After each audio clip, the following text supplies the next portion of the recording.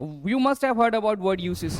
What is Uniform Civil Code? You must have heard this word. You must have seen every news channel is organizing debates on UCC and why every other person is talking about UCC in the country recently. Let us know everything about Uniform Civil Code. It is nothing but a set of rules which is applicable to all the citizens, and it is not based on your religion, gender, or sexual orientations while dealing with your personal matters. Whether you are Hindu, Muslim, Sikh, Isai, Jainism doesn't matter.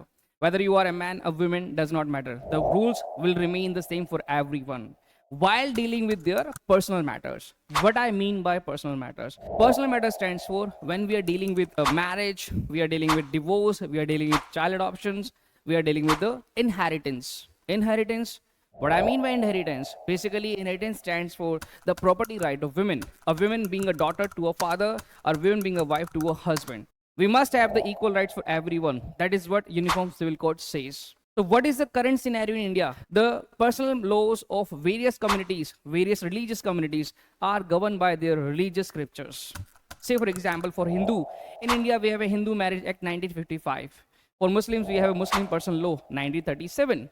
For Christians, we have an Indian Christian Marriage Act 1872. And for Parsis, we have the Parsis Marriage and Divorce Act 1936.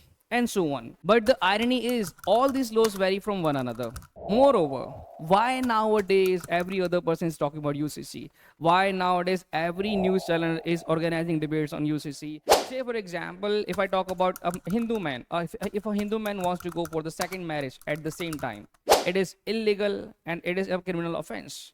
Whereas, according to the Muslim personal law, a Muslim man can go for the four marriages at the same time. But if we see this thing logically, so it is extremely rare to see a man who has four wives at the same time. In Muslim society, in India, having two wives is very common in Muslim society. Sometimes you can see the three wives case as well. Moreover, now why everyone suddenly started talking about UCC in India? So there must be some reasons. What happened actually on 14th of June 2023? India's 22nd Commission Law basically seek the view of public and different religion organizations on UCC. And it set a limit of 30 days to submit their views on Uniform Civil Code. After the 13 days of UCC announcement by the Commission Law, the Prime Minister of India, Mr. Narendra Modi, in his speech spotted UCC in Bhopal. He highlighted the having a one set of rules for the entire nation. He also emphasized the principle equality, which is enshrined by the Constitution of India. And he cautioned the feasibility of different rules for different members of one family. According to the Prime Minister of India, this nation is a one family and we must have the same rule for everyone. But we now have different rules for the basically common matters. Moreover, Prime Minister says that it is very unusual or it is not good for a nation to have two different sets of rules for their citizens. We must have a single rule for everyone. Moreover, according to the Prime Minister of Mr. India, UCC, Uniform Civil Code, is an integral part of the Constitution which must be implemented. So now, basically, the implementations of UCC in India would have significant impact on the lives of millions of Indians, as it is going to provide them social justice, it is going to provide them gender equality, and it is obviously going to provide them real secularism. Moreover, it will create a uniformity in the social matters, as we have in other developed nations. How you can say that it's going to provide the gender equality? Let me give you some examples. In Hindu, Jainism, Buddha, Sikhs, their property must be distributed equally in their offsprings, irrespective of their gender. Daughters, sons, they all are entitled to have the same amount of property inherited from their parents or father. Whereas in Muslim personal law, the son will get the maximum share and the daughters will get half of the son's share.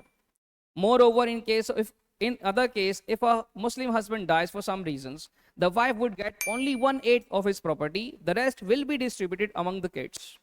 So this is basically the gender inequality that we have in Muslim personal law. Moreover, if I talk about the social evils, so we all have heard about triple talaq. And the government also has banned the triple talaq, but it has not been eradicated thoroughly. Actually, in Islam, there are two ways in which a man can divorce his wife.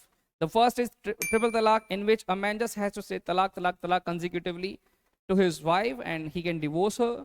The second one is talaq-e-hasan, in which a Muslim man has to say talaq to his wife once in a month.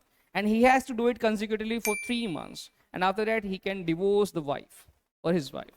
So these are basically social evils. and thousands of women, hundreds of women, millions of women are suffering from because of these social evil practices. Moreover, implementation of UCC would not be easy for the government, as they are bound to face lots of opposition from the religious groups. And some religious leaders are trying to create a storm in a teacup. They're trying to provoke people in a very different manner, in a negative manner. Moreover, the central government is not going to implement UCC. The central government is going to ask the state governments to implement UCC in their respective states. And Uttarakhand is all set to be the first state who is going to implement UCC. They have already made the draft committee and everything else. And even UCC was one of their main agendas when they came in power in Uttarakhand in 2022. So it is all about UCC. That means UCC stands for Uniform Civil Code.